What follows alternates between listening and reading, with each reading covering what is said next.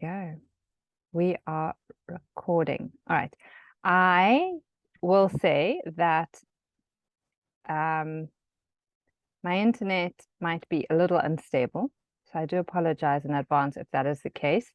If it happens to be horrendous, then oh, okay. All right. I hope my internet is going to be stable enough. If not, we'll have to make another plan. And if it really is rubbish, what I'll do is I'll just record this lesson and then share it with you guys if it's bad. So if the signal does dip out too much and it does get frustrating, then just let me know and we'll just do something a little different. Anyway, so we can literally talk about anything today. Happy to answer any questions. But kind of like where I thought I would start us or steer us is kind of like exploring this intermittent fasting aspect a little bit more, exploring it and kind of like maybe just recapping it with regards to our dosha and our time of life, and then also looking at it from a weight loss kind of perspective. All right, so that's kind of where we're going. We will, does anyone have any questions or anything else they want to add into this? So that I know how to steer it, or does this sound good? Sounds good, great. Karen. Sounds good. All right. Again, I'll have more specifics once we get into it. Exactly. Perfect. All right. So let's do a nice centering practice.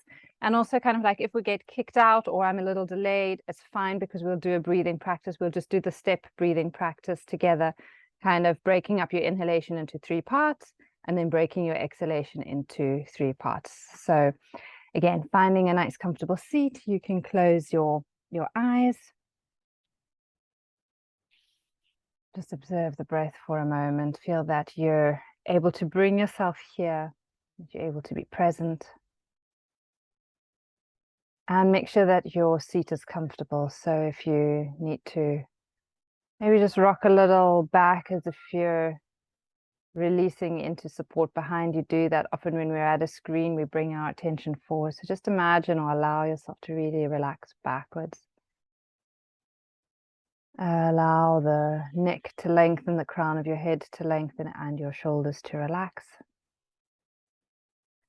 And then with that already, the chest should feel nice and open.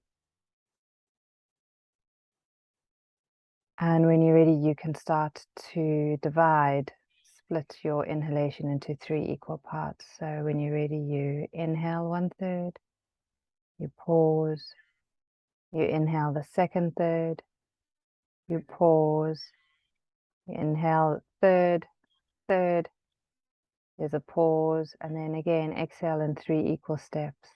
Exhaling 1, pause, exhaling 2, pause, exhaling 3, pause. And then you do the same with the inhalation. Now do this and find a rhythm so that it feels comfortable for you. Your step may need to be a little smaller. It may need to be a little longer, a little deeper. Again, remembering we're all at different phases and stages with where we're at. So just allowing yourself to be and do as feels right for you, that is going to encourage as much benefit.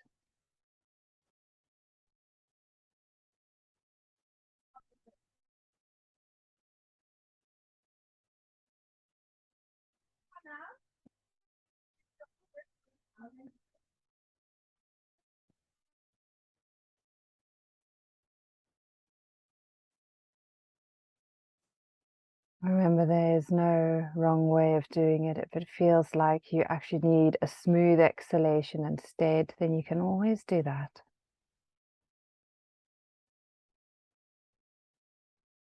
We're just playing with a little bit of pauses between and noticing if we can feel comfortable in those pauses. In the space where there is nothing really happening.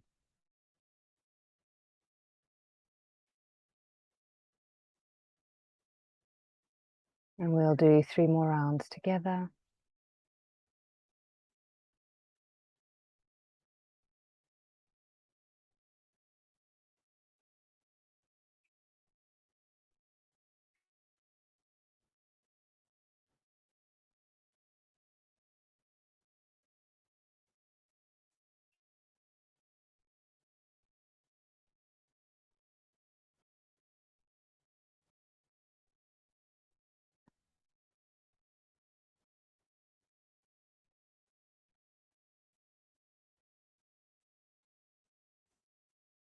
And you might have noticed how with time that those steps became a little longer, a little firmer. And that it's created a sense of balance or equilibrium within inside you. So after your last round, your next set of exhalations, just allow a natural breath to return, where we're observing that deep inhalation and that deep exhalation.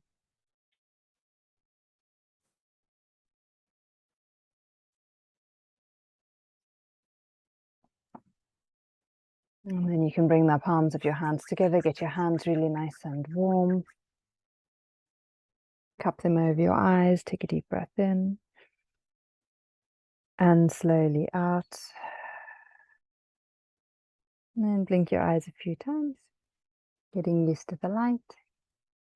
Looking out a window, door, looking at a pretty picture.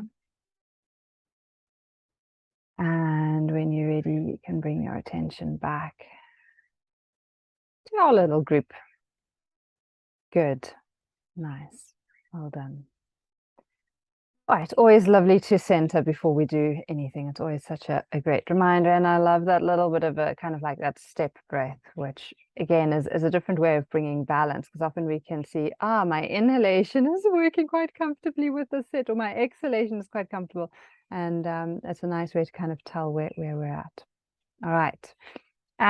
So today we're going to be looking at a little bit more with regards to intermittent fasting. So some of this might be recap, and recap's always good and healthy, I think.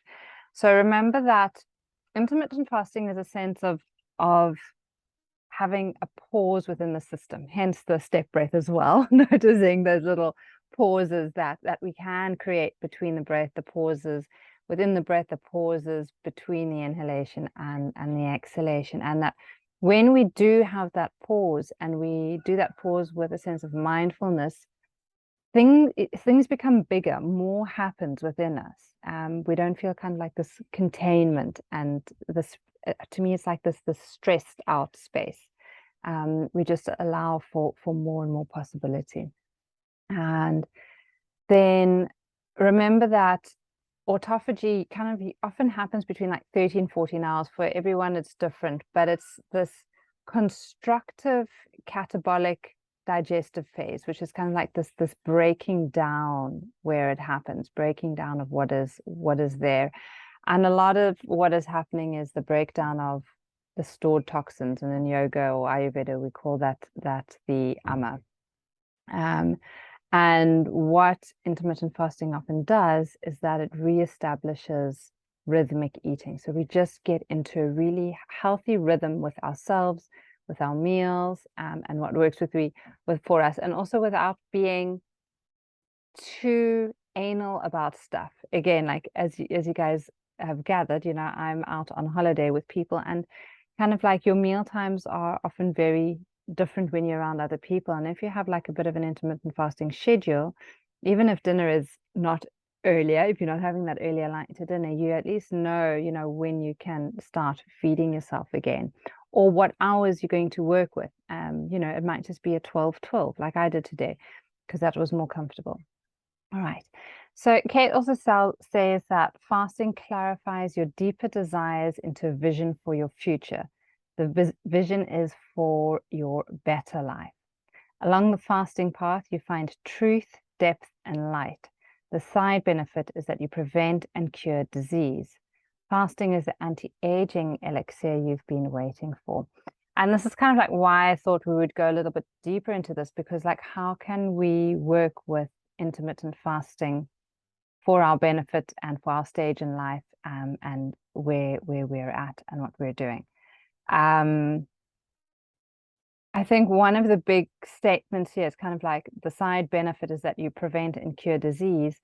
And that is quite a hectic statement, where like a lot of people saying that, take this pill or do this and it's going to prevent, you falling sick, or prevent disease happening, or nothing prevents disease. But the more that I've been kind of like researching and listening to people, is that food is literally one of our biggest problems. And if we could just get more people to, and it doesn't need to be dieting or restrictive eating or anything like that, but just taking in less and of better quality and less often, we would be able to cut down so many man-made problems that are around.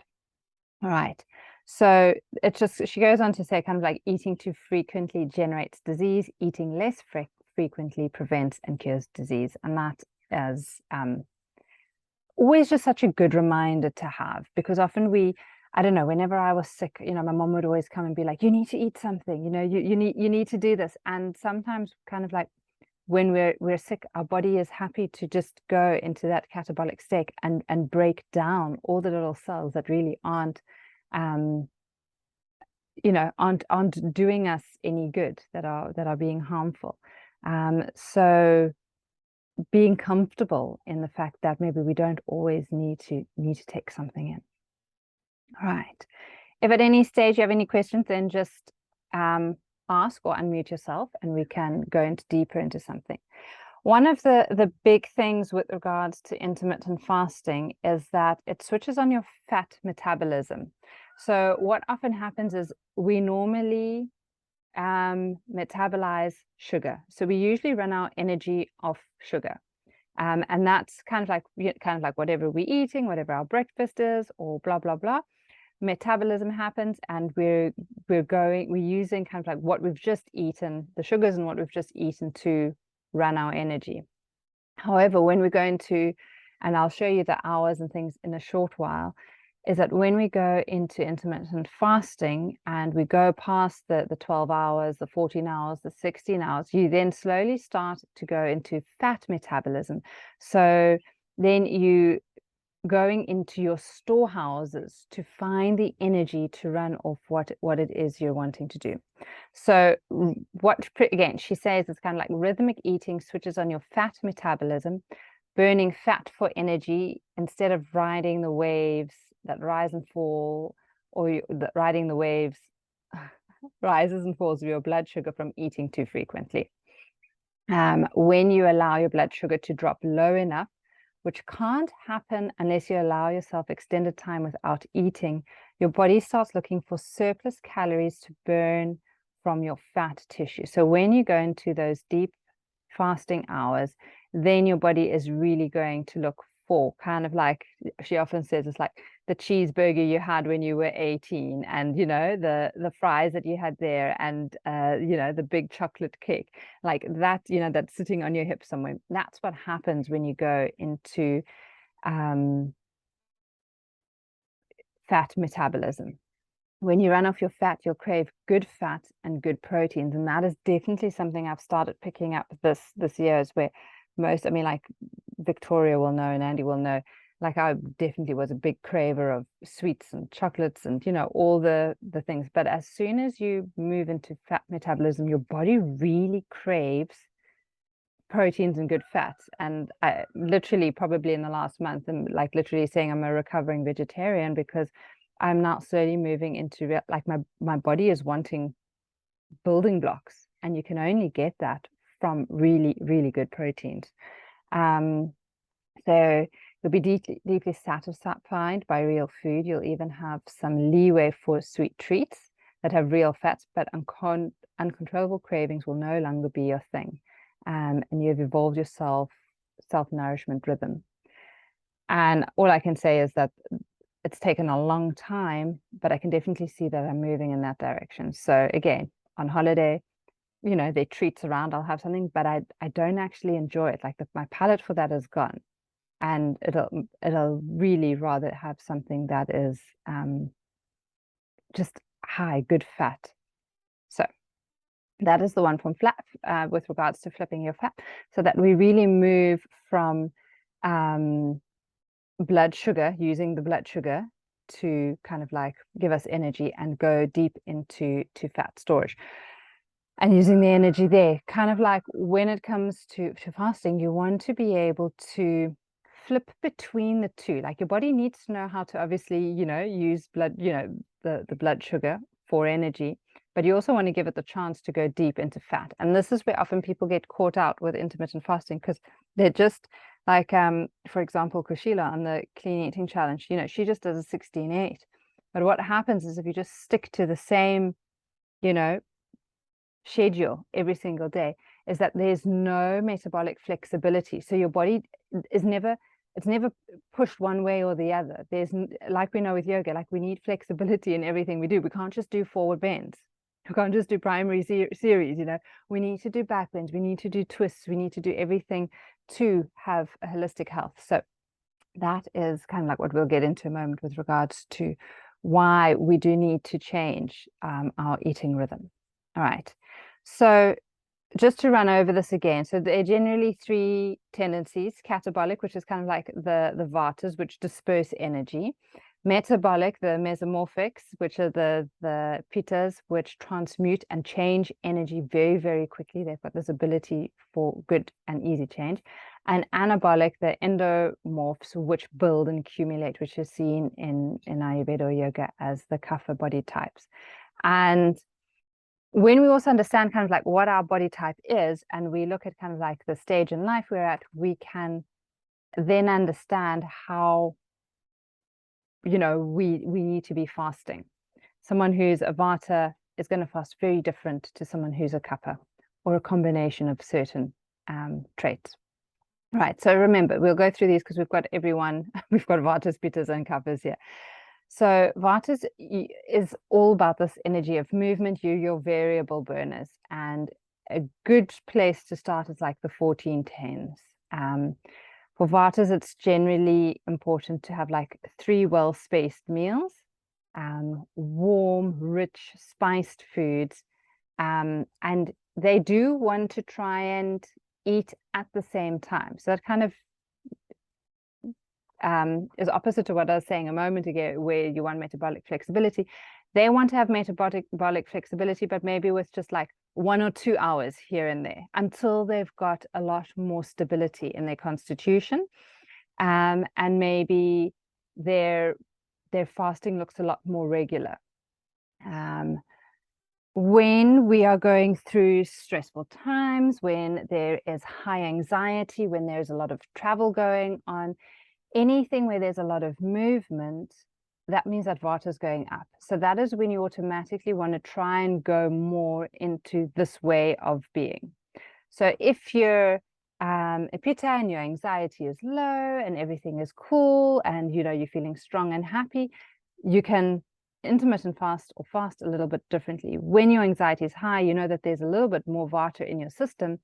And to stabilize that system, you then would ideally maybe eat more in tune with regards to the vatas way of doing it. The pittas very comfortably can do 16/8, generally easy. They need to decrease the amount of spicy food, alcohol, and caffeine. They ideally want to eat clean as often or as much as possible.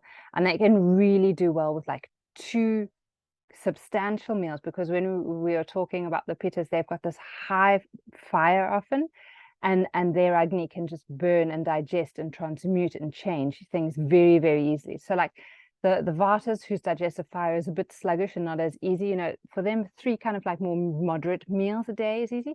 The pittas can do like with 2 really good meals with lots of protein, lots of greens in them. And they really are able to play with metabolic variety or variability, where again, you know, your start time and end time could be quite different. And this idea of protein cycling, they do again very well with making sure that they've got enough protein to sustain them, because they need the energy because they burn fast.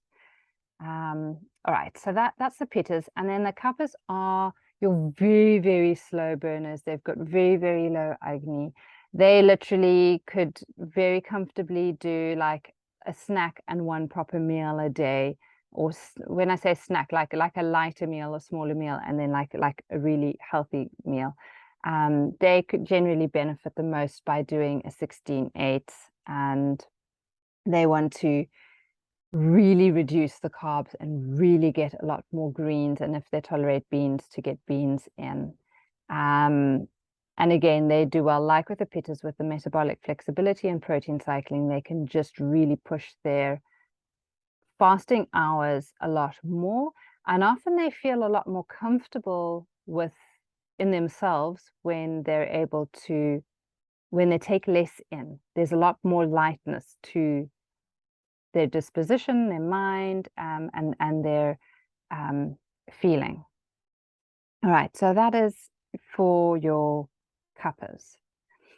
So this I got from Mindy Peltz, and I find that this is quite helpful because she goes more into, it sounds like intermittent fasting on her side. She obviously doesn't come from an Ayurvedic background. She's more like from a doctor's standpoint. So I kind of quite enjoyed the two. But at about 13 hours, and everyone is slightly different, is when we start to make ketones. And ketones are chemicals that the body creates when it breaks down fat to use for energy. So that's kind of like when we start to shift into fat metabolism. And often we can feel that. You just realize it just feels like, your body is looking for energy elsewhere and not just what's in your stomach. At about 17 hours, autophagy for most people takes place, and this is kind of like the deeper autophagy where it cleans up and repairs the inside of the cells. So that's where kind of like this reduction and reducing aging will start to happen. It's the cells themselves that start to clean up and repair. If you don't eat for a day, so if you do, for example, like a water fasting day, so you haven't eaten for 24 hours, this is really interesting because this is where your microbiome starts to reset itself. So if you've been having gut health problems, you might want to try like a 24-hour water fast to see if things slowly start to reset themselves. And you might just want to play with this, once a month, like we were saying, in the 1 to 10 day period time. That's when you would start to play this. You're not going to go into like a 36-hour fast if you haven't played with a 17-hour fast or a 24-hour fast. You're not going to go into the 72-hour fast if you haven't played with the rest. So kind of like my next growing age is going to be to do one day of this 24-hour fast and see if it's going to help the gut reset itself. Then what she says is kind of like at 36 hours, the body has to now find glucose elsewhere. And this is where the deeper weight loss starts to happen, when after 36 hours, your body is really going a lot more deeper into it. 48 hours is where dopamine naturally starts to reset itself. So often, and I think that's why we often are so stuck on our phones, is that if we're going to Facebook and we see people have liked our posts or whatnot, we get an instant dopamine hit and you kind of like reassurance with regards to what's happening, and it's not a sustainable way. Whereas at 48 hours, that's when your happy hormones, your dopamine resets itself, and that to me is sounding quite exciting.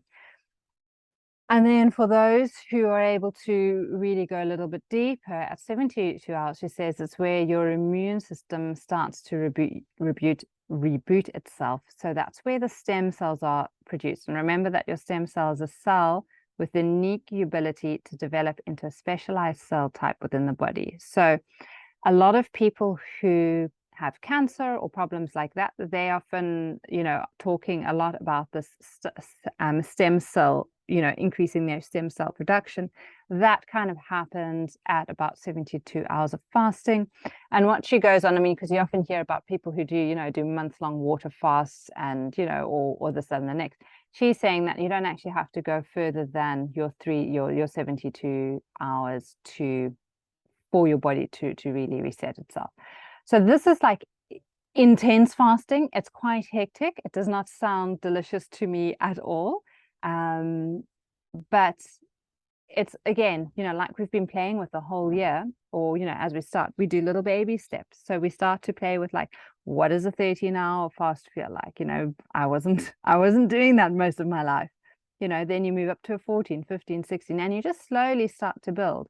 And maybe in a year or two's time, we get to a 24-hour fast or a 36-hour fast, if it feels right. So I just wanted to share those results with you because I thought that was really interesting. To me, the exciting thing is this microbiome reset with regards to the gut and gut health taking place. All right. So again, she's got kind of like the suggestions, like we've been chatting about, like day 1 to day 10 for a cycling woman. This is where we can extend the fasting. This is where the big fast can happen, where we can start to play with it. You know, and maybe as a Vata, it would be, you know, playing with it for 1 day. Whereas like a Pitta and a Kapha could do, you know, a multiple days in that period, depending on where they're at and their strength. Day 10 to 15 is where ovulation takes place, and that's really where you don't want to fast more than 13 hours. And this is where the metabolic flexibility and variability comes in. So like day 1 to 10, you're pushing your intermittent fasting to comfortable times. But then no matter if you're Vata, Pitta, or Kapha, you're not fasting more than 13 hours. So you're going into a 12-12 or like a 13-11, but not more than that. And you want to really focus on gut and liver support. So getting your prebiotics in, your sauerkraut, your kimchi, your gut shots, anything like that. You really want to make sure you get a lot of that in. After you kind of like ovulation takes place, that's when you can go into an increased fasting time. So you can again up your intermittent fasting hours. And then pre-menstruation, day 20, day 27, that's again, you don't want to do any real fasting. Again, you're kind of like at that 13 hours. And you want to eat your hormone building foods. So you want to eat all of these kind of things in this menstrual time. And I can definitely share that little picture with you if you want. Can Right. I jump in? Yes, of course. I wouldn't recommend fasting from day 1. That's your bleed and your menstruation. Yes. So you need to eat warm and you need to eat. You can't be fasting big fasts. Yeah, maybe from a day, you know, depending on how long your cycle is, obviously, because I mean, you know, obviously this is like, you know, an atypical 28-day cycle, which not a lot of people have anyway. But like, yeah, I don't know about you, but day 1 of my cycle, there's not going to be a lot of fasting. No, so I will like, go ahead. maybe from day 5, you might want to, like, you know, when you hit sort of post-menstruation or like pre-ovulation, then yes, definitely. But I think the first in Chinese medicine, Ayurvedic as well, the day, at least 3 days of nurturing, you know, Yeah. and yeah. And I think kind of she comes from kind of like where your estrogen is starting to build, and estrogen likes it when insulin kind of gets cut down. So that's where she's coming with that. We all need to obviously, like you say, listen to our cycle. Day 1 and 2 for me I do not enjoy. I won't go into deep fast. I might increase my intermittent fasting times from this menstruation time. Like for me, a bit more space feels nice, but I'll definitely be sticking to like the warm, nurturing foods. And then, like you're saying, I naturally find that between like day 5 and day 8, that's when I can comfortably push my intermittent fasting hours. The first couple of days don't, but I will notice that they are a little bit longer than this week. But they definitely have a lot of, like you're saying, really nurturing foods. And it's not like you're going to go into a water fast on like day 1 or day 1. Definitely not. Like there's always a transition. Yeah. Yeah. And the other thing is like, yeah, so it's fine if you've got a 28-day cycle, but for me, I've got like I've got a 24-day cycle. So, you know, the first 4 days, you know, I'm quite cautious, not cautious, but I don't do big long fasting. I need breakfast and then so I've only got a couple of days. I only have like a very, very short window. Springtime. I only have a couple of days because then I'm in day 9, day 10, I'm already in ovulation. So yeah. So I've only got a couple of days that I can do some like big fasting. And you'll probably find that also because like it's like because you're so high vata, your systems automatically put that in place for you so that you don't do intense fasting, or that you don't get your mind to play that, oh, now I have to do this, because your body's saying that. So again, kind of like these are all just roundabout days.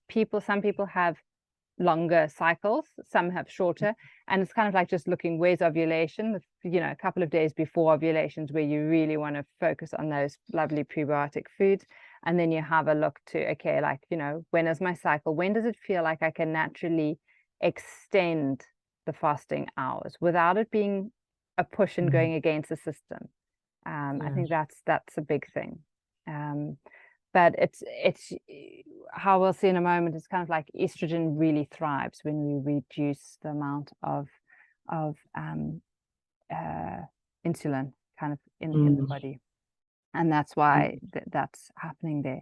So yeah, no, good comment, nice one, and that's a big one and like I to say, it's remember. also really important what you're I mean, it's the two things, isn't it? It's when you're eating and also what you're eating, because like you can, if you're riding I mean, we're not saying around menstruation you just overload with carbs and sugar, but if you're eating the nurturing and the warm and the butternuts and the stew. Exactly, and you've got your good seeds, your good oils, your good fats.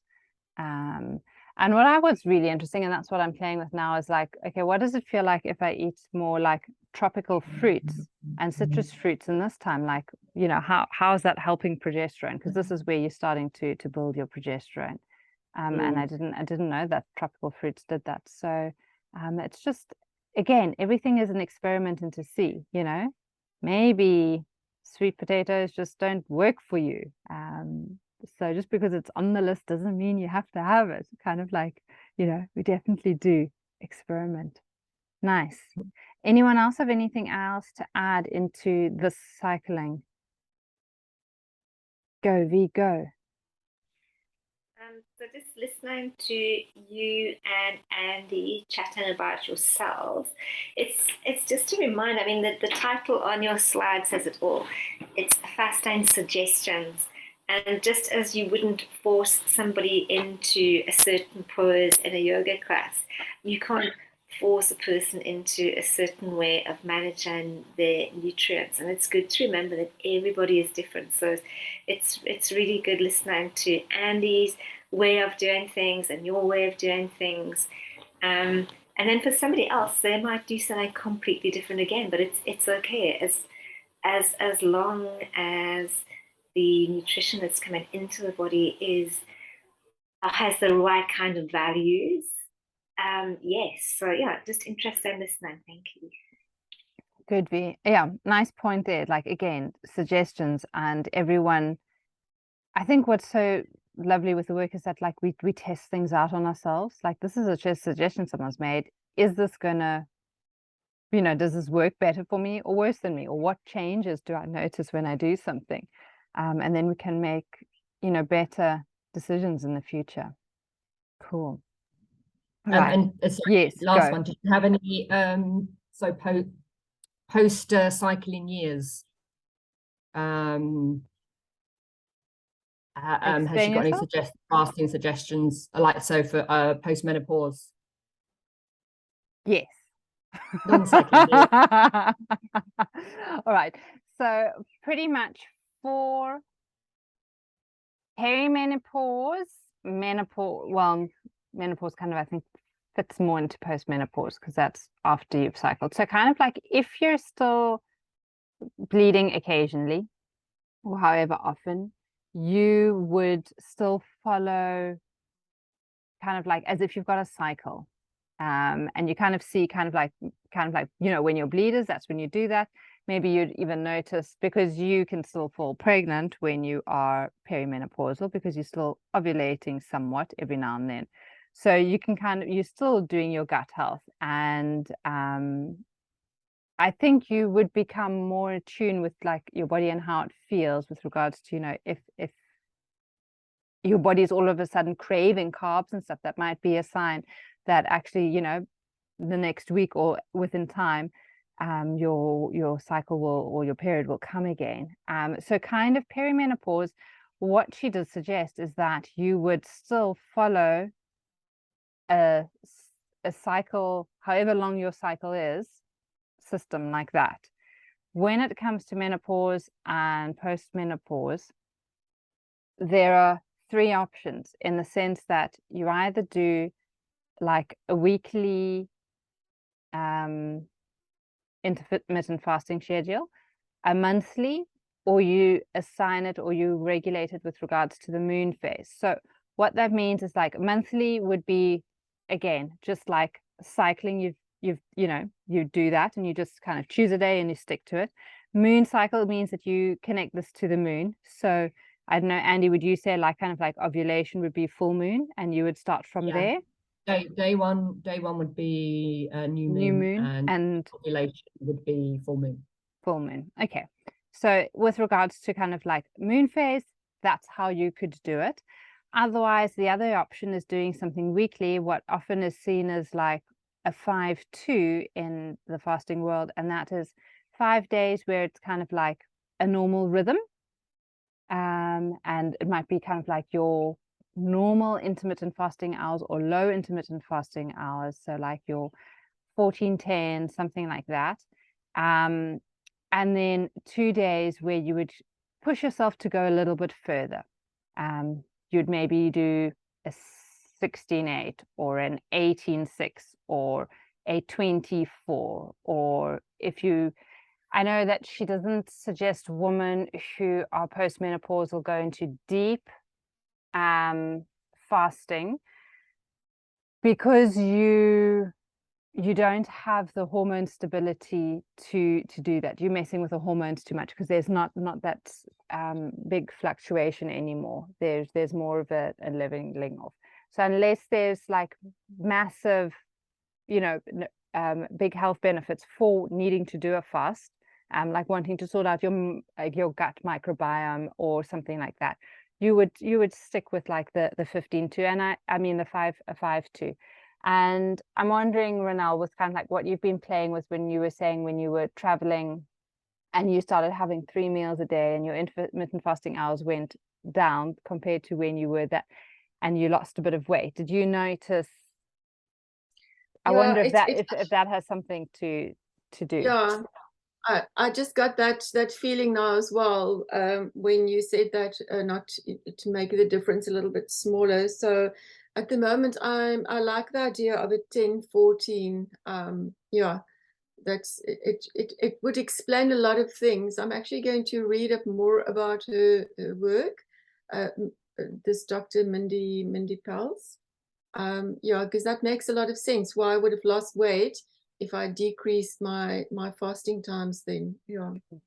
And because it's also playing with that metabolic flexibility. So sometimes it's good to push and then you bring it down, because if you're always just stable, there's no change. Whereas, if it's higher a little and then a lower a little, and your body actually has to work a little bit harder. And if you're kappa, that's what the body needs. It's kappas need variability. They need to get out and move, and whereas, like, again, us little vatas, we do a lot better with rhythm, if that makes sense. So for kind of like non-cycling women, those are options there. So weight loss and intermittent fasting. I wonder if I can just share my other screen. If I can, this, I think it's this one. Because I had a bit here. All right, so she's got a lovely, I'll actually just pop this in the chat, and then you can, then at least you've got her website and stuff. There we go. So she goes into this article with regards to, can fasting help you lose weight? Because there's been a lot kind of like in the world with regards to intermittent fasting is just a fast, and it doesn't really help you lose weight. So she goes into it, and she explains it really nicely. Again, she's saying it's not a cure-all. However, intermittent fasting is an effective tool that can be used to undo metabolic syndrome and inflammation. In other words, addressing the underlying reasons why people are obese in the first place. And then which was the study that she was talking about. And then she goes into like a few things that were or weren't considered. And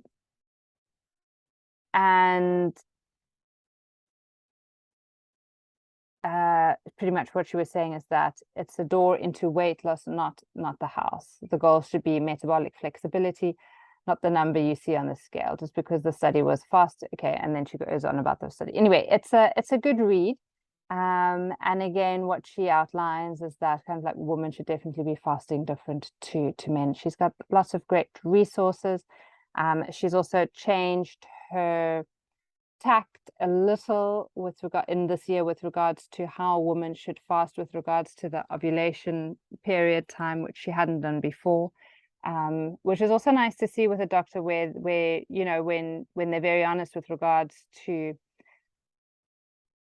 how they've presented information in the past, and then they've kind of like, you know, had their clients or students in test run and then saying, actually, this way works better now. So I appreciate the way she operates it. And then we can go into balancing hormones and the hormone hierarchy. So I used this, I don't know, I hope it's big enough. There you go. And this is a really interesting article as well, because in here, and again, I'll just throw this one in the chat, so at least you've got it if you want to read it in more detail. But we were chatting about dopamine earlier, and so here, kind of like the happy hormone, here oxytocin again is kind of like your number one hormone, and kind of like oxytocin you build when you've got connection, you know, and it's the cuddles from your husband or your kids or your dog, and that all builds oxytocin. And that's why, again, being like in the right community and whatnot really helps to address this first hormone. The second one that we kind of like is in the hierarchy is cortisol. And if we don't get cortisol under control, it really messes up our hormones. That's where your adrenal fatigue kicks in, and the solution is obviously to reduce stress. And so hence why so many people, or why the yoga industry and world is so big, and mindfulness, because everyone knows that they need to reduce stress and have that cortisol level coming down. And then the third hormone that is really important is insulin. And if you get your insulin under control, what that also helps to impact is your sex hormone. So your estrogen, your progesterone, and your testosterone. And fasting, even if it's the intermittent fasting, will automatically impact your cortisol levels, your insulin levels, which will impact your sex hormones. So yeah, that's pretty much the hormone hierarchy. Oxytocin is at the top, cortisol, the stress hormone, and insulin, you want to avoid foods that spike. So I mean, we all know this, your refined sugars, your bad fats, flours, vegetable oils, your drinks. And the second part of regulating insulin is burning old insulin stored in fat. And this is done through fasting. And hence, this is why you want to get into ketosis, where you slowly start using your fat storage to run off and not your glucose.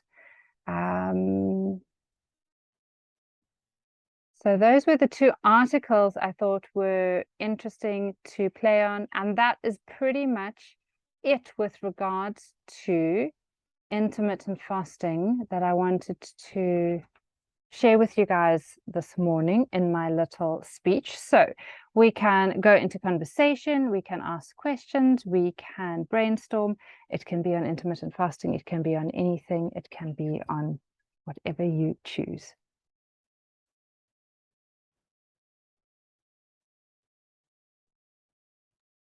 Go, V, go.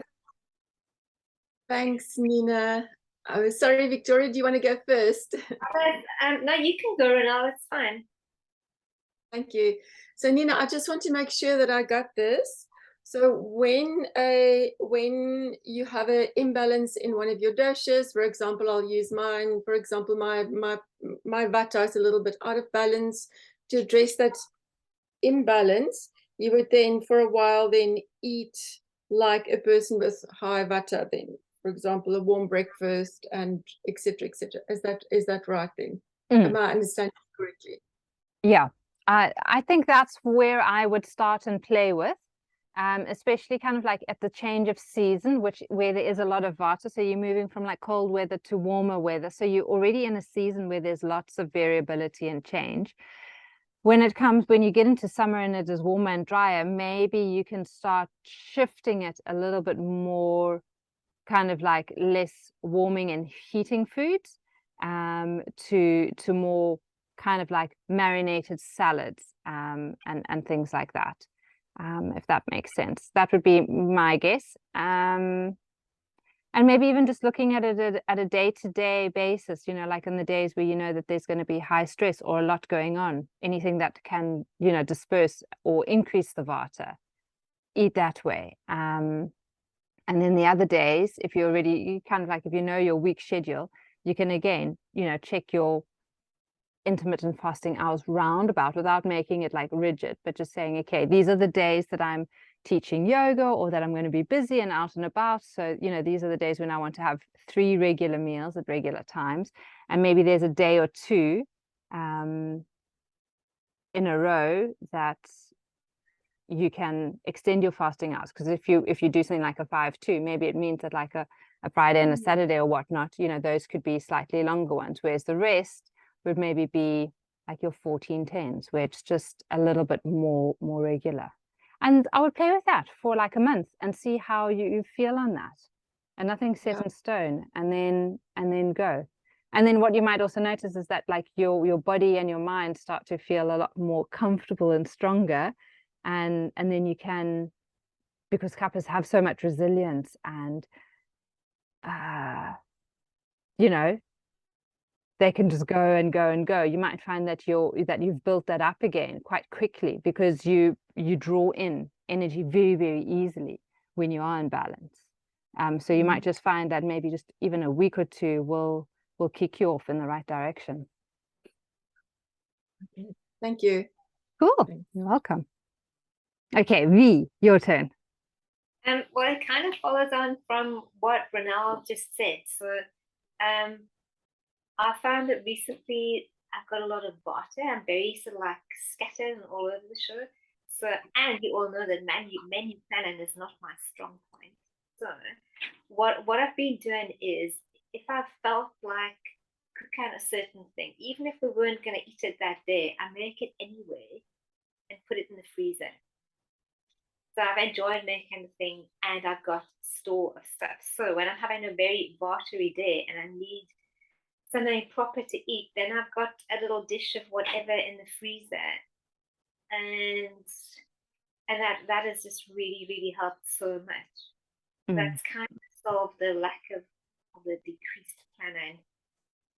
But yeah, so that has helped. And then other thing that I was just going to say was that I think you have more freedom with intermittent fasting, because if you do have a day where things really don't go to plan and you end up doing something else, you're not freaking about food. It's just, okay, so I'm going to eat now, so then I'll only eat again whenever, or yeah. So I think that we can get really hung up very quickly around food times and meal times and who gets what. And yeah, so I think that you can really eat very healthily, but still be very, very flexible. Exactly. Good point. And I love what you were just saying with regards to, like if you've got that high motivation, that's where it comes up again. Like, if you've got high motivation to cook stuff, or, the veggies in your fridge that, need to get used, and you just, but you don't maybe particularly feel like eating that, but you're in that high motivation state, then go into the kitchen and you've got the time, go and, make that delicious meal, make plenty of it. And like we said, pop it in the freezer. And then on the days when there is really low motivation, or you've just had one of those days where like there's an emergency after an emergency after emergency, and we all have those days. It's not like we're immune to them. I'm not immune to them, and I can promise you guys, as much as I would love for you to be immune to them, it ain't gonna happen. But to have something like that in the storage that you can just take out and just be like, okay, I can warm this up, I can make some couscous because it takes 5 minutes, or I can make some rice, and I'm going to have that instead of a packet of chips or, you know, crackers and cheese. It's gonna, in long term, be so much better for you than that, just because you're also getting into the habit of doing it. So the next time you're in a stressful situation, you'll probably take the frozen meal out an hour earlier because you know it's there, and you build that way. It doesn't mean that you can't ever have crackers and cheese or chips ever in your life again. It just means you're doing it at you know, with awareness and in a time that you know is there. It's not as a backup or an emergency. No, That's my 2 cents. Great reminder of the cooking for the freezer. We did I think we did my first ever poiki yesterday, so we've got lots of that for the freezer, and yeah, it was a win. Everyone loved it. So and I'm lucky that my husband's 90% kappa, and he will eat the same meal every day, like lunch and dinner. So if I get just a stew out every day, he doesn't care. He had the same thing for lunch. He'll eat it 3 times. So he's easy. But I mean, my thing is, I think I generally do a 15-9 intermittent fasting anyway. I have no issue doing the earlier lighter dinner. It's very natural. I eat with Willow at 5 o'clock. I don't snack so much afterwards. I might have a piece of fruit, but nothing after like 6:30. My issue is not eating in the day, and I'm not hungry. And I forget I forget to eat, and then I get really hungry at 4, and I'm like, oh, quick dinner, and then I kind of hold off till dinner, and I'm not actually eating enough. I think that is one of my biggest things at the moment. Like forcing myself to eat breakfast or forcing myself to eat lunch. Like I'm not hungry enough I'd rather just have a cup of tea. And yeah, so I think, you know, maybe collectively this week, if anyone's got any nice light lunch ideas that don't take much effort. I'm not, you know, I'm really not inspired by food at the moment. Dinners, I'm great. I've got a great meal plan, got a nice dinner, you know, we're having bean tacos tonight. But then I'll focus on the meal plan for dinner, and I forget that with Vata, the lunch is just as important, or actually more important. Yeah, and because I'm running around doing, like, lunchtime is going to pick up from school and stuff, so I forget to eat, and then we get home, and yeah, so oh wise people, what shall I do? Oh wise people, who has got some insights for Andy? Who has experienced this? Before I go, Karen, I know you've got some wise words there with your nice red nails. Oh, no, I don't have wise words at all. I'm just saying, like, being a pitta, I can't relate at all. I will never forget to eat. Like, it's like, I'm already like, okay, What do you mean she forgets to eat? No, never. Like, and I will like I will organize my life around like where it is. But yeah, so I don't. But I'll go take a photo of my meal plan, and you can see what's easy or not. But yeah, So I mean, this just brings up again, like, you know, what we were chatting about before, is that with fasting, there's no like set rule. There's just a guided structure. Like, Karen's very different with her meal plan and her eating as to Andy, and neither is wrong, and neither is, you know, better or worse. It's just the way we're made up. And it's good to know that, you know, that one is high Pitta, one is high Vata, and this is how it shows up. Like, Karen's going to orient her life around like meals, and it'll be like, okay, this is like lunchtime. Kid will get picked up before or after. She's gonna have to make, you know, she can spend half an hour extra at school so I can, you know, have my lunch type of thing. Not quite that's what you do, Karen, but I kind of like, you know, I'm just you know, making it as a fun example, in the sense that, you know, whereas like the Vata will just be like, oh, let's fly from here to there, and I'm not really hungry. Whereas like if like at 12 o'clock you were to, or whatever time you could, like put maybe like a timer on and be like, okay, I'm going to go sit down on my mat and I'm just going to ask myself, am I hungry?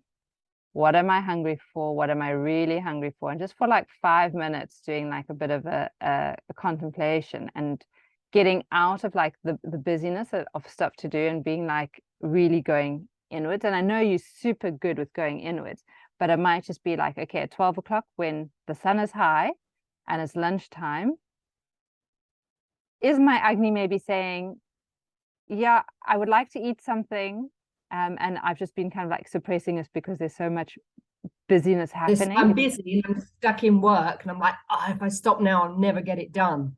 So I do push away the eating. And Victoria just said that she also forgets to eat. I get there as well. 3 o'clock, I'm like, have I eaten today?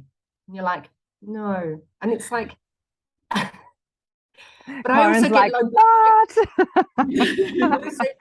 As a teenager, I used to pass out, and people were like, are you okay? I'm like, yeah, I just forgot to eat. And like people are like, what do you mean you forget to eat? I'm like, I don't know. Like, I just forget to eat. Yeah. I don't think I need a lot. I don't need a lot of food. I can definitely put it away when I want to.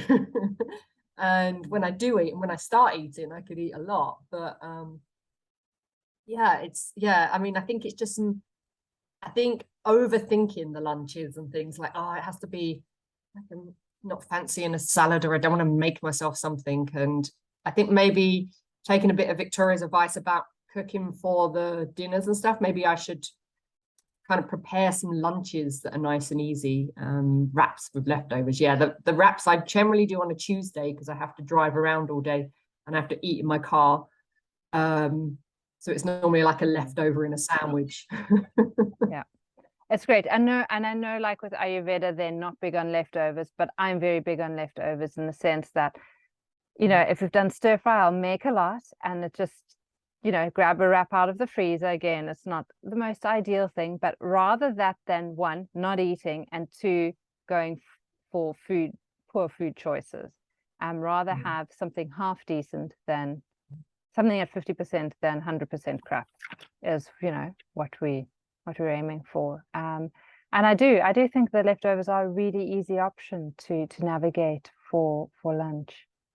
And the other thing that I love to do is I often do, and especially if Joe's open to that, the same for lunch and dinner. I'm a big person with that. Otherwise, I know you're not a big egg person, hey? I can eat eggs. Because like something like omelet is like easy. It's like an easy option. Yeah. And that you can also throw in like fillings or leftovers from the day before to make it less boring. But it's one day's mosaic making. Yeah, we call that like kind of a potluck lunch. No. Yeah, good. Thank you. Good. Ronelle, sorry, you need to unmute because I can see you about to say something. Alrighty. I just forwarded a photo on our little group for Andy, but I've tried it out as well. It's something that you can make the night before in a little jar. You just add oats, soak it, and then you add whatever, pop it in the fridge, and then the next morning, voila, there you have it. So I've tried a few of them. It's really easy to do, and you can take it in your car to school while you pick up. Can't eat cold oats.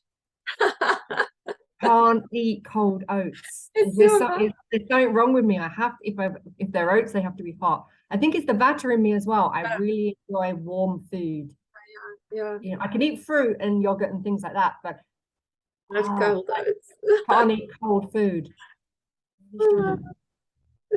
I'll try again. You're right. I need to break my it is such I'm listening. My resistance to cold oats. I think it's like school dinners or something. I listen to you and I read Victoria's notes that forgetting to eat at 3 p.m. It's so foreign. I can't get my head around that concept. Corinne as well, you know, Europeans. How's that possible? Yeah. I feel like I don't like gadgets at all, like kitchen and all those things, but I've got one of these electrical pressure cookers, and that thing, so the bulgur wheat for lunch was already on the go before I cycled to school with Ida. So I definitely do a bulgur wheat, baby potatoes, and rice. So I have that is done like in the mornings. So I don't, so the staple thing is done in the mornings, and then I can add to that whatever is left for my lunch, for our lunch. Because as soon as that's gone, it's kind of like, oh, okay, I have like a base to work with. And the choice is already made then, right? Mm. I think that's my thing, is too much choice. And that's it helps with the meal planning, just take away the choices. And yeah, it's like preparing the dinner like in the morning. It's the same. I should do the same for lunch, it's And that's such a good point, Karen, as well, in the sense that what I noticed, I brought my Wonder bag. So it's one of those big bags stuffed with I don't know, anyway, it keeps the food really warm. So in the mornings, if it's kind of like oats, or I'm just getting Craig lunch ready to take to work, I'll have now the rice or the bulgur or something on the stove, pop that, with the lentils, with the veg, throw it all in, pop it in my Wonder bag, and so the meal's there. So at lunchtime, I don't now, like, I know it's 12 o'clock and kind of like I have that slightly hungry feeling, but like getting work done is so much more important than eating. And I'll push through. Whereas like now, like 12 o'clock will come and I'll be like, okay, let me just go sit down. Let me see how hungry I am. I'll have a bowl and I'll be like, oh no, wow, I'm really hungry. And I might even have a second bowl, because that's kind of like coronas, like that's where the pita comes in. And often, that will happen. So like you're saying, just in the mornings, if you've got something that you can prepare already, and make the rice or whatever it is, throw everything in the pot, let it simmer away, then it's there. And because it's there, you're more likely just to have a spoonful. And I think for the Vatas, that's really important, just to have, even if it's just a spoonful of semi-warm something. So, and Victoria, for you too, who runs around from A to B to C.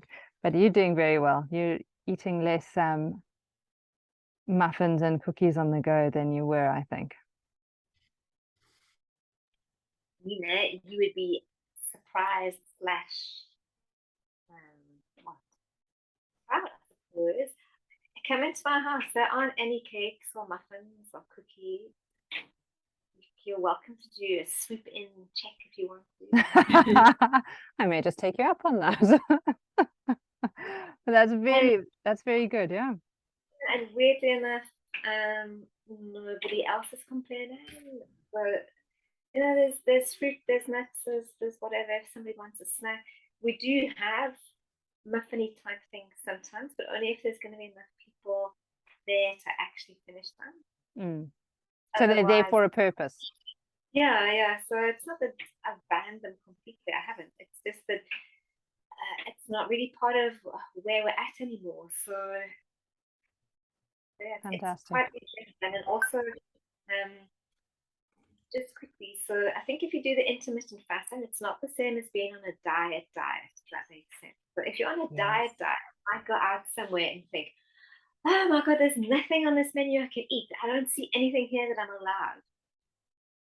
And if I go out somewhere and there isn't anything sort of healthy to eat, then I'll just not have it. And I'll think, oh, well, I'll get something when I go home, or I'll rearrange stuff. You don't feel like you're being deprived, if that makes sense. It's shifted. So the way that we eat is shifted. So it's not hanging on to normal meals and normal content for the meals and stuff like that. So it's actually quite relaxed in a weird way. Good. And that's the other thing, kind of like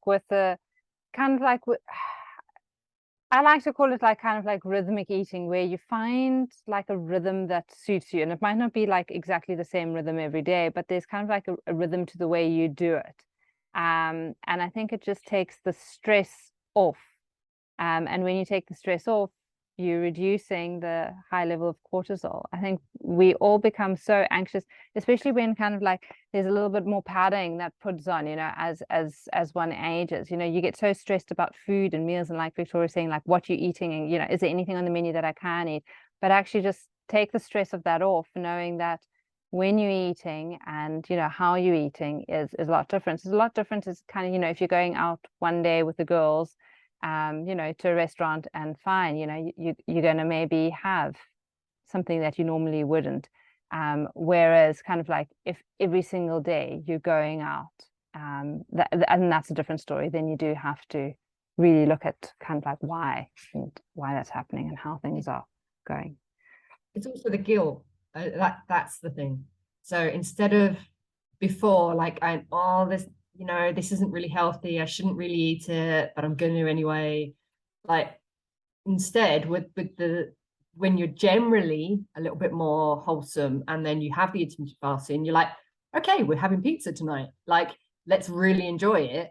And then, like, well, I'm going to have a bigger fasting day tomorrow, and really enjoy the pizza rather than the whole time feeling the guilt. And you don't do it that often, so then you enjoy it more rather than pretending that you don't eat it and craving it, and then craving it, and then not having it, and then having it and then feel bad about it afterwards. It's like, have the pizza. Like, you don't have to have the whole thing. You can share it. You can have a salad as well. It's like, it's and then you enjoy it, and then you're like, well, I'm not gonna have pizza tomorrow, or even next week, but you just it was right for the time. The guilt around food is just, it's a waste of time. Yeah. So. Yeah, exactly. And that's a really, a really good point, in the sense that, like, also, if you're going to go out and you're going to Italian or a pizza place, and that's what they're having, and you can enjoy it, but again, you'll probably find that you'll have a lot less than you had before, because you filled up on so much more, or your body's just not wanting all that extra oil or grease or cheese or something like that. Like, it's done with 2 or 3 pieces or half a pizza or whatever.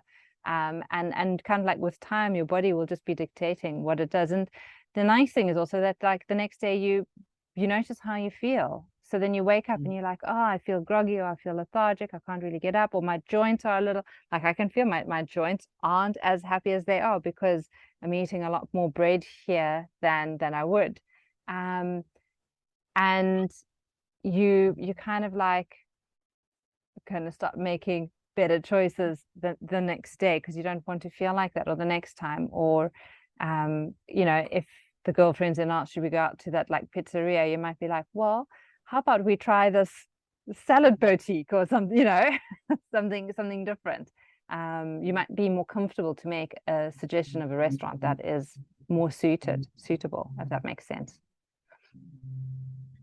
Yeah. In my other women's group that I'm on with, that originally started off as a slimming group about during the pandemic, and some of them were on the clean eating challenge. So I'm not going to name names here, and I'm sorry about the hooting in the background. That's the peacock visiting us.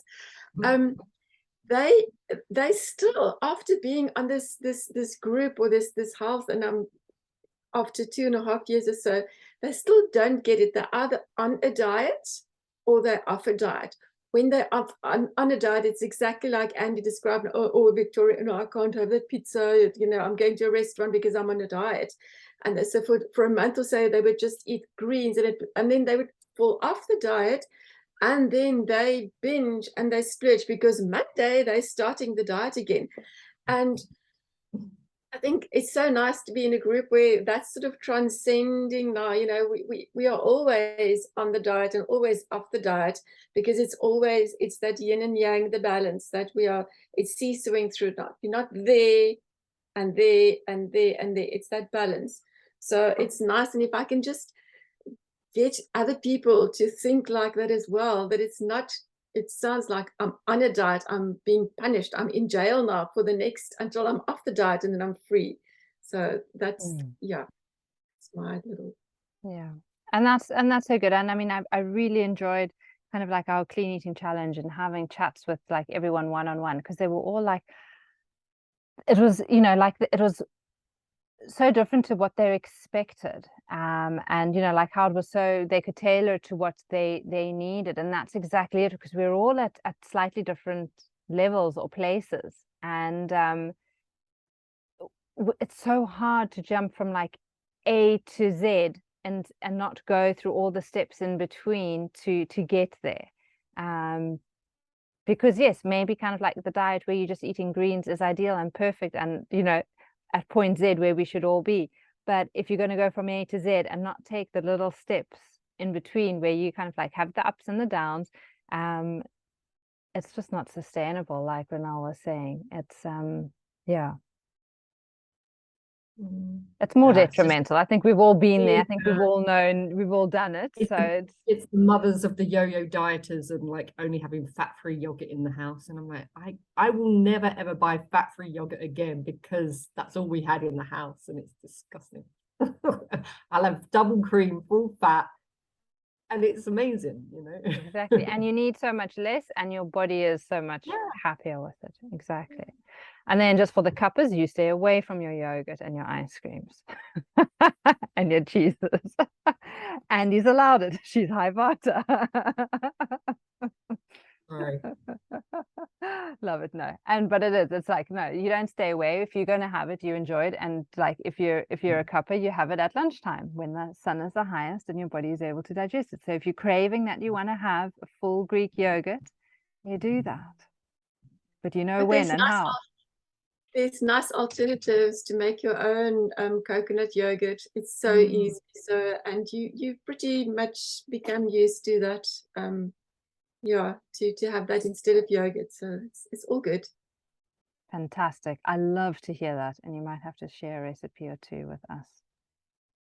I can Okay. just tell you straight away. It's like 2 sentences. Okay, You go just- for it. Okay, you take your bowl of, or your teaspoonful of coconut cream, you buy yourself a probiotic capsule, you open the capsule, put it inside, stir, wait, and it thickens up, and voila, a few hours later or the next day, it's yogurt. So you just keep on adding the coconut cream, then keeping adding your probiotic capsules or powder or liquid, whatever you're using, and you've got yogurt. You just want to get those bacteria started. That's it. Oh, wow. That's amazing. I haven't heard of that. I haven't come across that, and that sounds brilliant. So that's probably Yeah. something really great to eat during that ovulation period window. Yeah. Good. For now, is that just a can of coconut cream? Yes, I normally buy from Dischem or wherever it's the Dischem brand was probably. And then in the beginning, you need to work out because there are lots of different brands of probiotics on the market. So you need to experiment a little. I usually start off a batch, say, to a can of coconut cream, your 400-gram tins of coconut cream.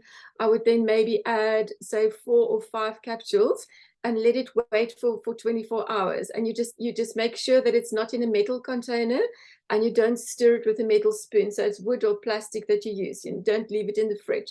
So once you get the cultures going, it will thicken up. It's not as thick as yogurt, but it's quite thick. And then once you get that, you just keep on adding whatever and just keep it out of the fridge.